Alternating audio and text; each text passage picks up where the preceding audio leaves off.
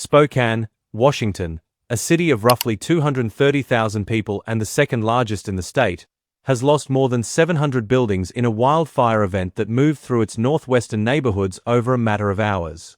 Around 65,000 people have been evacuated.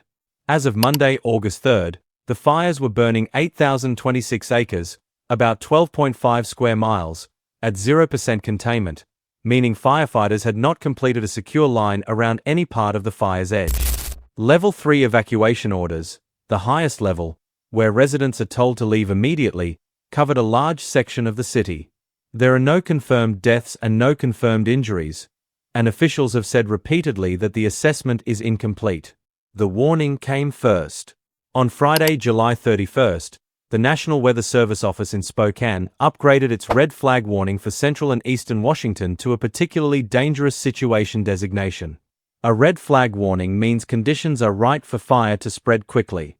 A particularly dangerous situation, or PDS, sits a step above that, a rare escalation more commonly used for extreme tornado outbreaks. It was the first time in Washington state history the service had issued one for fire weather. The warning ran from 11 a.m. to 11 p.m. Pacific Time on Saturday, with the PDS window from 2 p.m. to 8 p.m. The Washington Department of Natural Resources set out what that meant in practice. New fires could grow out of control rapidly, aircraft response could be limited by wind and smoke, and already taxed firefighters would be working in more dangerous conditions. Officials acted on it. On Saturday morning, before any of the fires had started, Governor Bob Ferguson declared a statewide state of emergency and banned most outdoor and agricultural burning through September 30th, citing record-setting drought and high winds. Avista, the region's electric and natural gas utility, had warned on Friday it might need to shut off power preemptively. Every part of the warning chain functioned. The fires still destroyed more than 700 buildings. Just before noon on Saturday, August 1st, the Old Trails fire ignited near North Old Trails Road and West Euclid Road north of Airway Heights on the West Plains. Within 20 minutes, an estimated 50 acres had grown to roughly 100. State firefighters were mobilized by about 1:30 that afternoon. Conditions at that moment explain the speed. Spokane International Airport recorded sustained winds of 33 miles per hour, gusting to 44, about 71 kilometers per hour, with ground reports describing gusts between 35 and 45. The temperature was around 86 degrees Fahrenheit, roughly 30 Celsius. Relative humidity, the amount of moisture in the air, was between 20 and 25% at the airport, with single-digit readings near the fire. The driver was a dry cold front sweeping across Washington into Oregon, Idaho, and Montana. Underneath that sat a longer-term problem. Washington is in its fourth consecutive year of statewide drought, coming out of winter with a record-low snowpack followed by a hot, dry summer.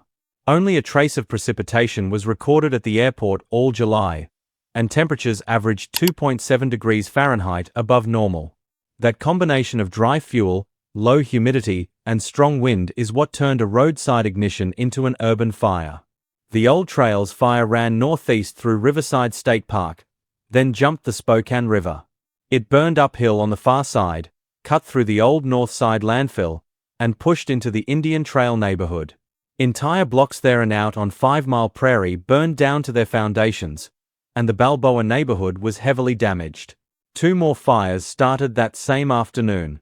The Fairview fire ignited around 2:20 p.m. near Meade and Peone Prairie, and the Autumn Lane fire shortly before 4 p.m. near 5 Mile Falls and 9 Mile Falls, extending into Stevens County near Suncrest.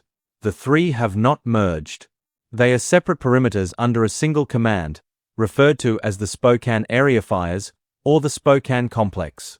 As of 6:25 a.m. Monday, incident managers listed Old Trails at 3,619 acres, Autumn Lane at 3,351, and Fairview at about 1,046. Larger individual figures have circulated in live coverage, but have not been confirmed in an official complex total. The structure count requires care. Cody Rohrbach, fire chief of Spokane County Fire District 3, said at a Sunday briefing that 640 structures were destroyed in the Old Trails fire alone, many of them homes inside Spokane city limits. Across the complex, The Washington State Emergency Operations Center reported around 700 destroyed on Sunday morning, and Commissioner of Public Lands Dave Upthegrove told CNN the figure had passed 700 by early Monday. California Interagency Incident Management Team 7, which is running the incident, described more than 600 structures as impacted, language that does not necessarily mean all were destroyed. Officials have not broken the total down into homes, businesses, schools, or outbuildings. Yale Climate Connections classified what happened in Spokane as an urban firestorm, a high-intensity fire that moves into a built-up area and begins using structures, rather than vegetation, as its main fuel. It is the technical reason the fire spread building to building through residential streets after crossing the river. Evacuations escalated through Saturday, with the Level 3 zone at its peak covering everything north of Francis Avenue and west of Division Street. Roughly 60,000 people were under orders on Saturday, rising to about 65,000 by Monday and around 67,000 in later reporting. Mayor Lisa Brown said nearly half of Spokane's neighbourhoods had been evacuated or were at risk, telling NPR the city had seen fires before, but not to this magnitude. Infrastructure came under strain immediately. Avista reported outages peaking around 30,000 customers, according to company president and chief executive Heather Rosentrader, with the Spokesman Review separately reporting roughly 40,000 affected on Saturday night. By Sunday, that was down to about 10,000. The Man Grandstaff Veterans Affairs Medical Center was evacuated at 2 p.m. Saturday as the fire moved through nearby Riverside State Park, and 27 patients were relocated under VA physicians and local partner hospitals. The American Red Cross opened the Spokane Convention Center as the main shelter, where Betsy Robertson of the Red Cross Northwest region said more than 400 people stayed overnight. Upthegrove said more than 900 personnel were working the Spokane fires, out of roughly 4,000 fighting fires across Washington. About 120 from Team 7 arrived Saturday night before assuming command at 9 a.m. Sunday under a full suppression strategy. More than 100 National Guard soldiers and airmen deployed for hand crew and evacuation support, and crews have come from as far as Australia and New Zealand. One operational problem has repeated. Fire officials recorded 26 drone incursions over active fire operations on Sunday alone, with more on Monday. When a drone enters the temporary flight restriction, firefighting aircraft may be grounded until the airspace is verified clear, delaying water and retardant drops while the fire keeps moving. The Federal Emergency Management Agency authorized fire management assistance grants on Sunday morning, covering up to 75% of eligible state firefighting costs. Ferguson requested a federal emergency declaration the same day for 6 counties and 3 tribes. As of Monday, it had not been approved, though he said FEMA was already moving resources into the state. On Monday evening, the investigation moved. Spokane County Sheriff John Knowles announced the Old Trails fire had been intentionally set, and that Aaron F. Farinacci, 37, of Spokane, had been arrested around 5 p.m. on suspicion of first-degree arson, held on a $1 million bond. Investigators say a resident reported around 10 a.m. Saturday seeing a man along the roadside near Euclid Road and Old Trails Road, then saw smoke there. Farinacci was found less than a mile from the fire, detained, questioned and released the same day, carrying a butane lighter and waterproof matches. On Sunday, detectives and Department of Natural Resources investigators determined the fire's point of origin matched where witnesses reported seeing him. Knowles cautioned that first-degree arson was the charge supported by probable cause at that stage, and that the case could change as evidence was gathered. The causes of the Fairview and Autumn Lane fires have not been determined. Ferguson told CNN the arrest takes a tragic situation and makes it more heartbreaking to think much of the damage could have been caused by someone doing it on purpose. Spokane County has faced comparable events before.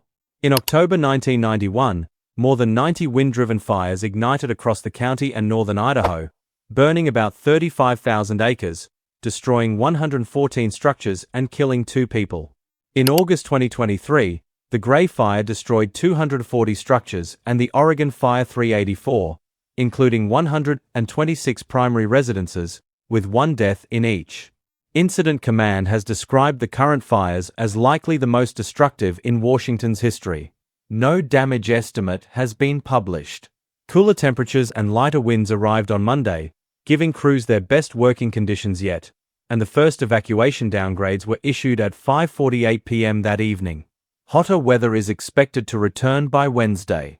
Chris Maynard, Deputy Fire Chief for Spokane County Fire District 8, said the fires are expected to burn for weeks, and Mayor Brown said it was unclear when most evacuees could return, that it could be a week or weeks. The Spokane Regional Clean Air Agency said fine particulate pollution was expected to hold air quality in the unhealthy to very unhealthy range through at least Tuesday, with alerts covering 13 counties. The Spokane fires are not the only ones burning. The Kaiser Canyon fire in Okanagan County has passed 129,000 acres, and the Little Giant fire in the Enchiat Valley has exceeded 25,000. Senator Maria Cantwell said the Spokane fires are the #1 priority fire in the nation. More than 200 missing person reports have been cleared. Knowles said officials were still working to verify the safety of about 14 people who called emergency services and then became unreachable. Containment stands at 0%, and until lines are established, the perimeter remains capable of moving.